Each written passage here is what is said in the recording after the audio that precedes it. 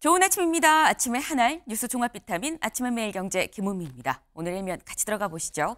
매일경제입니다. 이재용, 올트먼, 손정희, AI 의기 투합이다. 어제 이재용, 올트먼, 손정희 세 사람이 한자리에 모여서 만났습니다. 세 사람 의기 투합을 했다라는 건데 이 세 사람이 만났다는 게 왜 이목을 끄는 거냐? 단순히 세 사람이 만난 게 아니죠. 세 사람이 만났다는 얘기 삼성전자, 오픈AI 그리고 소프트뱅크가 한자리에 모여서 의기투합을 했다라는 얘기 아니겠느냐라는 겁니다. 그래서 눈길이 모아지는 거죠. 그럼 대체 무슨 얘기를 했느냐? 보겠습니다. 5천억 달러 규모의 AI 프로젝트 스타게이트에 관련해서 협력을 논의했다. 지금 현재 오픈AI와 소프트뱅크가 5천억 달러 규모, 그러니까 우리 돈으로 대략 한 732조 원 정도 돼요. 우리나라 한 해 예산보다도 많습니다.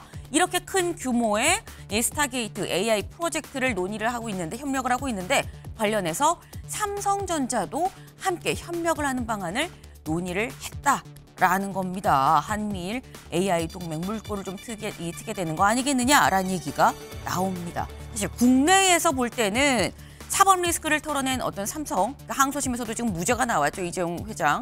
그러다 보니까 여기에 삼성에 더 눈길이 갈 수도 있는 소식이긴 합니다만 전체적으로 AI 업계 차원에서 봤을 땐 중국판 챗GPT, 딥시크가 출연하면서 전 세계가 이 논란 가운데 오픈AI가 뭔가 반격에 나선 듯한 그런 모습이 더 눈길을 끄는 어제의 이슈이기도 합니다.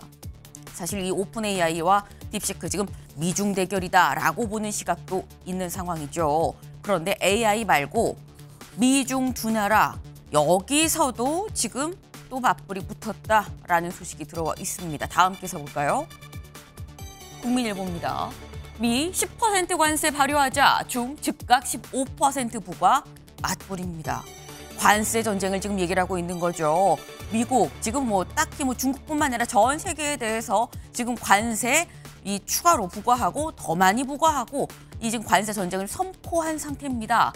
그런데 캐나다와 멕시코에 대해서는 잠깐 유예하겠습니다라고 얘기를 했는데 중국에 대해선 10% 관세 발효할 거예요. 논의는 좀 해보겠습니다라는 얘기를 다르긴 달았지만 이 발효하겠다라는 취지를 굽히지 않고 있죠. 그러니까 중국이 여기에 대해서 즉각적으로 10% 그럼 우린 15%까지라고 더 얹어서 맞불을 놨다라는 겁니다. 더불어서 여기 볼까요? 중국이 구글에 대해서 반독점법 위반 혐의로 조사에 착수했다라는 소식도 같이 들어가 있습니다.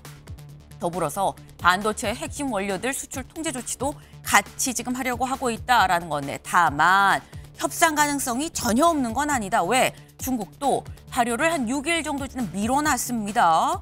이 오는 10일부터 발효를 할 거다. 이 얘기인즉슨 10일 전까지는 우리도 약간 대화할 여지가 있어요라는 얘기가 되는 거겠죠. 실제 어떻게 이어질지 주목이 좀 됩니다. 다음 기사 볼까요? 네, 조선일보입니다. 이진우 대통령은 체포 지시도 국회 의결저지 지시도 없었다. 어디서 나온 얘기냐? 어제 헌재에서 있었던 윤석열 대통령에 대한 이 탄핵 심판 5차 변론 기일이었었죠. 여기에서 이진우 전 수방사령관이 증인으로 나와서 한 얘기가 이겁니다. 이 윤석열 대통령 지금 정치인 체포 지시했었던 거 아니냐라는 혐의를 받고 있는데 아니다라고 직접 나와서 증언을 했다라는 거죠. 네. 사실 어제 모두의 이목이 쏠렸던 게 검찰의 공소장 그리고 검찰 조사에 따르면 이진우 전 수방사령관, 여인영 방첩사령관 그리고 이 홍장원 국정원제 1차장 등등 해서 다들 뭔가 윤석열 대통령이 무슨 지시를 했어요, 체포 지시했어요, 끌어내라고 했어요라는 이런 얘기들을 쭉 해왔었다라고 알려져 있었기 때문에 이게 어제 헌재에서도 똑같이 얘기할까 이목이 쏠렸는데 그런 지시 없었습니다라고 얘기를 했다라는 거죠. 말이 다르다라는 겁니다. 반면 이진우 전 사령관만 어제 나온 게 아니죠. 다음 기사 볼까요? 중앙일보입니다. 12월 3일 심야 통화의 진실 윤석열 대통령과 홍장원 전 국정원 1차장 두 사람 헌재에서 공방이 벌어졌다라는 겁니다. 왜? 이거 보겠습니다. 홍장원 전 차장은 윤 대통령이 싹 잡아들이라고 말했습니다라고 얘기를 했고요. 기존 입장을 유지를 한 거죠. 여기에 대해서 윤석열 대통령도 이렇게 반박을 했습니다.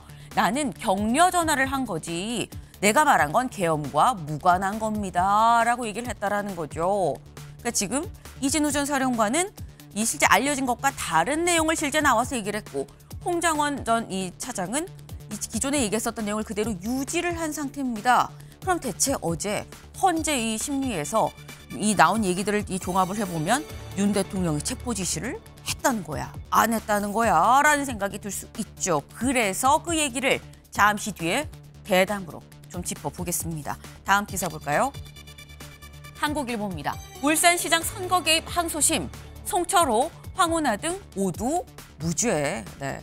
어제 이 이른바 울산시장 선거 개입 의혹에 대한 항소심 선고가 있었습니다. 그런데 1심에선 징역 3년 유죄라고 나왔었는데 2심에선 완전히 뒤집혀서 무죄가 나왔다라는 거죠. 울산시장 선거 개입 의혹. 문재인 정부 시절에 청와대가 울산시장 선거에 개입을 했다라는 의혹이었었죠. 그때 문재인 당시 대통령이 가장 절친하다고 얘기가 됐었던 송철호 당시 울산시장을 당선시키기 위해서 실제로 청와대가 선거에 개입했다라는 의혹이었었는데 관련해서 아니다라는 취지의 무죄가 지금 나왔다라는 겁니다. 법원 직접 증거가 없다라는 직접 증거가 없기 때문에 무죄를 선고한다라고 밝혔어요. 유죄로 보일 여지가 유죄 의심이 드는 건 사실이지만 하지만 직접적인 증거가 없기 때문에 무죄를 선고한다라고 얘기를 했습니다. 이렇게 되면 1심은 유죄, 2심은 무죄. 그럼 상고심, 3심이 어떻게 나올 것이냐가 관건이 되는 거겠죠. 네. 3심이 주목이 됩니다. 다음 기사 볼까요? 동아일보입니다. 의정 갈등 속 병원 초과 사망, 6개월간 3,136명입니다. 지금 의정 갈등이 시작된 전공의가 파업에 들어간 지 거의 1년이 가까이 돼가고 있습니다. 그런 가운데 병원 초과 사망 얘기가 나왔어요. 초과 사망이 뭐냐? 나왔죠. 특정 요인 때문에 일정 기간에 얼마나 많은 사람이 더 숨졌는지를 통계적으로 추산한 지표다라는 겁니다. 네. 그러니까 다시 말해서 예상 평균치보다 얼마나 더 많은 사람들이 죽었느냐, 숨졌느냐 여부가 초과 사망이라는 건데 사실 거의 한 1년 가까이 이 전공의 파업이 계속되고 있습니다만 6개월만 딱 띄어서 본 거예요. 작년 2월부터 7월까지 6개월만 떼어놓고 봤을 때 6개월밖에 보지 않았습니다만 무려 3,000명이 넘는 사람이 더 초과 사망했다라는 게 수치로 나왔다라는 거죠. 네. 지금 이런 얘기, 지금 전공의 파업 1년 가까이 돼가지만 아직도 해결이 안 되고 있다 보니까 더 눈길이 갈 수밖에 없는데 이젠 정말 해결해야 된다. 왜? 자칫 이런 상황이 올해도 또 1년 더 가까이 이어질 수도 있다라는 우려가 나오고 있습니다.